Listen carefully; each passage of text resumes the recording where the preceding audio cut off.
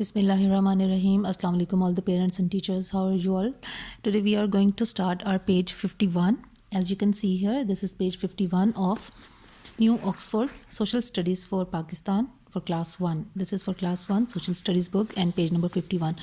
As you all know that in the previous lecture we were studying about animals and their homes, and we have done its question answers also, and I have explained that lesson to you. Today, the next part of this lesson, we are going to start on page 51. And the next topic is about animals' homes. Animals' homes. Now, you can see here that यहाँ पे उन्होंने animals लिखा हुआ है और उसके बाद उन्होंने they have put an apostrophe s. ये जो apostrophe वाला ये जो मार्क होता है, ये हम तब यूज़ करते हैं जब हम उर्दू में जैसे हम कहते हैं ना कि जानवरों का, ठीक है, या किसी चीज़ की जब हम पोजेशन बताते हैं कि ये चीज़ उसकी है, ठीक है, जैसे यहाँ पे हम कह रहे हैं कि जानवरों के घर, ठीक है, तो उसके साथ हम यहाँ पर जो है एस के पहले जो है एपोस्ट्रोफी लगाते हैं. अगर सिंगल चीज़ हो, अगर यहाँ पे एक एनिमल का नाम होता तो हम यहाँ पे एक एपोस्ट्रोफी एस लगाते, लेकिन यहाँ पे वो ज़्यादा जानवरों का नाम, because they are using plural form of animals, तो यहाँ पे वो जब प्लूरल जब हम लगाते हैं किसी चीज़ का तो उसके साथ हम एस के बाद एपोस्ट्रोफी लगाते हैं, ठीक है. This is the grammar concept. ये इंग्लिश ग्रामर का कॉन्सेप्ट है जो मैं आपको यहाँ पे बता रही हूँ, बिकॉज ये साथ साथ हम लोग जो है वो बच्चों को हर चीज़ जो है उसका कॉन्सेप्ट क्लियर करवाएंगे. और ये जो वीडियोस हैं मेरी, इनका मकसद टीचर्स और पेरेंट्स का कॉन्सेप्ट क्लियर करवाना है, सो दैट जब आप लोगों के कॉन्सेप्ट्स क्लियर होंगे then you will be able to teach your children, ठीक है. ये छोटी छोटी सी मिस्टेक्स ऐसी हैं जो हमारे बहुत पढ़े लिखे टीचर्स और हमारे बहुत एक्सपीरियंस टीचर्स और बहुत पढ़े लिखे पेरेंट्स को भी ये चीज़ें, ये बारीक बीनियाँ ये नहीं पता होती. मैं ये नहीं कह रही कि सबको नहीं पता होती, मतलब most of the people are unaware of these little things which are related to different subjects. ये छोटे छोटे से पॉइंट्स, ठीक है. तो मेरा मकसद यही है कि आप लोगों की हेल्प की जाए, सब पेरेंट्स की, सब टीचर्स की जो अपने बच्चों को घरों में पढ़ाते हैं, ताकि उन्हें खुद भी पता हो कि पेरेंट्स को कि स्कूल में बच्चा क्या पढ़ के आ रहा है, ठीक है, ताकि वो बिल्कुल ट्यूशन्स या स्कूल्स के ऊपर डिपेंडेंट ना हो, वो अपने बच्चों को खुद भी देख सकें. और पेरेंट्स जिस तरह अपने बच्चों को देख सकते हैं घरों में और उनकी पढ़ाई का ध्यान रख सकते हैं, उस तरह कोई दूसरा इंसान नहीं कर सकता, ठीक है. क्योंकि जितने कंसर्न पेरेंट्स होते हैं अपने बच्चों के लिए, दुनिया का कोई दूसरा इंसान वैसे नहीं हो सकता.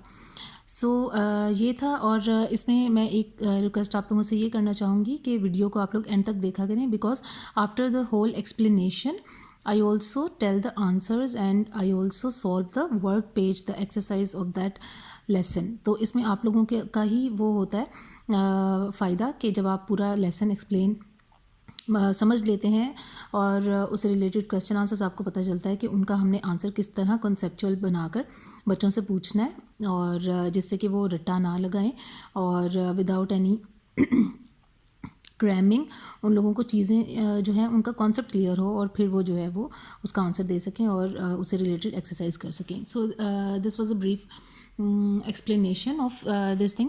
Now let's start the lesson. Yasir has seen a nest in a tree. Here you can see in this picture that this is Yasir and he has seen a nest. This is a nest. Nest is the home of birds, ठीक है. He wants to look. Yasir has seen a nest in a tree. Yasir को दरख्त पर एक घोंसला नज़र आया, ठीक है. He wants to look at the eggs in the nest. वो इस घोंसले में पड़े हुए अंडों को देखना चाहता है. Here you can see that this nest has eggs in it and Yasir wants to see those eggs. Animals, birds and insects need homes too. जानवरों, परिंदों और हशरातुल अर्ज़, कीड़े मकोड़ों को भी घर चाहिए होते हैं. The homes they live in have different names. वो घर जिनमें वो रहते हैं उनके मुख्तलिफ नाम होते हैं. For example, here you can see that this is a nest. A nest is the house of birds. This is a web. A web is the house of spider. And this is a beehive and a beehive is the house of bees.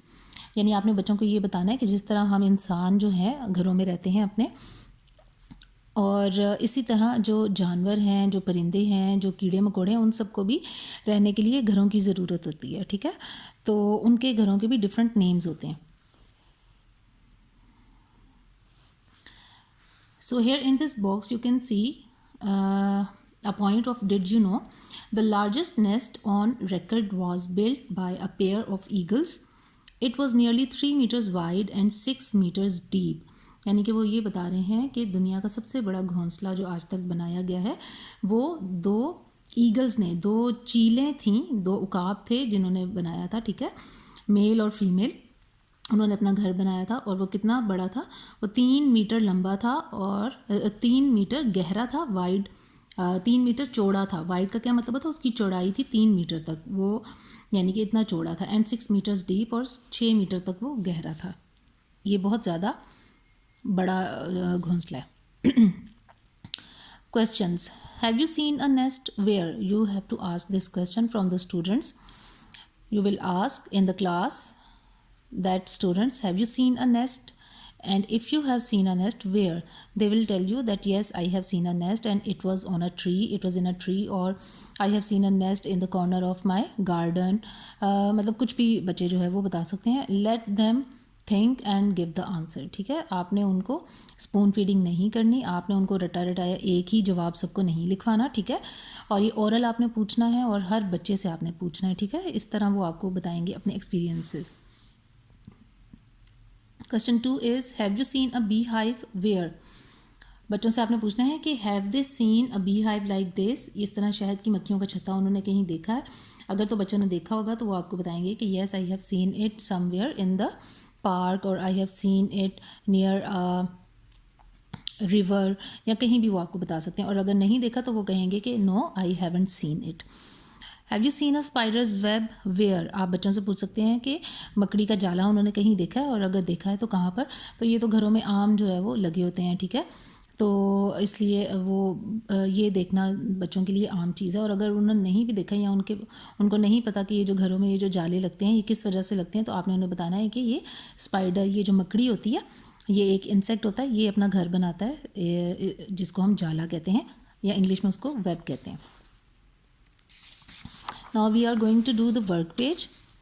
Work page 52 is part A is draw a picture of a pet you have or would like to have. Complete the sentences about your pet below.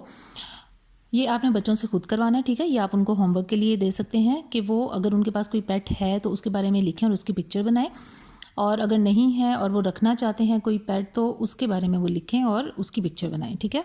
Part B is what names would you give the animals and birds on page 50 if they were your pets. अब यहाँ पर page 50 पर ये सब animals हैं. आपने बच्चों से ये पूछना है कि अगर उनके पास पैरट्स होते एज अ पेट तो वो उनका क्या नाम रखते, ठीक है. जैसे पैरट्स का हम आमतौर पर रखते हैं मिट्ठू. अगर कबूतर उनके पास होता तो उसका वो क्या नाम रखते, टॉर्टोइस होता, रैबिट होता, किसी का भी वो, इन सब के वो क्या नाम रखते. ये आपने बच्चों से खुद करवाना है, ठीक है. ये भी आप उनको होमवर्क के लिए दे सकते हैं. Part C is match the animals, birds and insects with their homes. This is very easy and I have done it for you. Ants को हमने ant hill के साथ करना है, spiders को हमने web के साथ, birds को हमने nest के साथ, snakes को हमने यहाँ पे snake ये जो hole होता है उसमें रहता है, bees जो हैं वो bee hive में रहती हैं, और ये जो mice हैं ये भी holes के अंदर रहते हैं, ठीक है. घरों में जो सुराख होते हैं उनके अंदर रहते हैं ये, ठीक है. Now part D is these animals homes are made by people. ये वाले जो घर हैं परिंदों के, ये लोगों ने, इंसानों ने बनाए हुए हैं, ये उन्होंने खुद नहीं बनाए हुए परिंदों ने या जानवरों ने. Find out what they are called. This is the house of a dog and it is made by human beings and it is called kennel. I have written the name here kennel. And this is a cage which is used for keeping the birds. As you can see that it has a pigeon in it, so we will call it a pigeon's cage or simply the bird's cage, and this is rabbit's cage, okay, or animal's cage. Things you can do: write some more about your pet or one you would like to have. Say what it eats. ये तो वही वाला हो गया जो हमारा part A था, ठीक है. Collect pictures of animals and glue them in your scrapbook. या बच्चों को दे सकते हैं as an activity. Find out which animals and insects have made their homes in your house and your garden. आपने बच्चों से ये पूछना है कि उनके घर में किन जानवरों ने या इंसेक्ट्स ने जो है वो अपने घर बनाए हुए हैं. तो और अगर उनके गार्डन में, उनके पास गार्डन है तो गार्डन में उन्होंने कौन सा एनिमल देखा है या उसका घर देखा है, ये आप उनसे पूछ सकते हैं. घरों में जैसे मकड़ी का जाला हमें नज़र आ जाता है, ठीक है, और गार्डन्स में हमें जो है वो हमने आमतौर पे बर्ड्स रखे होते हैं, तो ये सब चीज़ें आप उनसे करवा सकते हैं. So this was the lesson 13, and now we have completed it.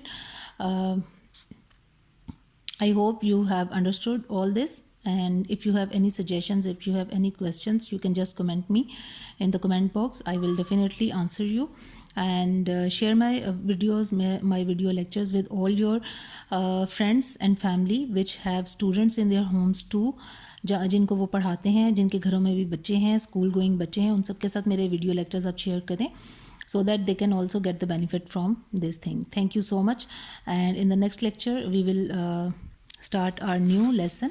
Till then, take care. Allah Hafiz.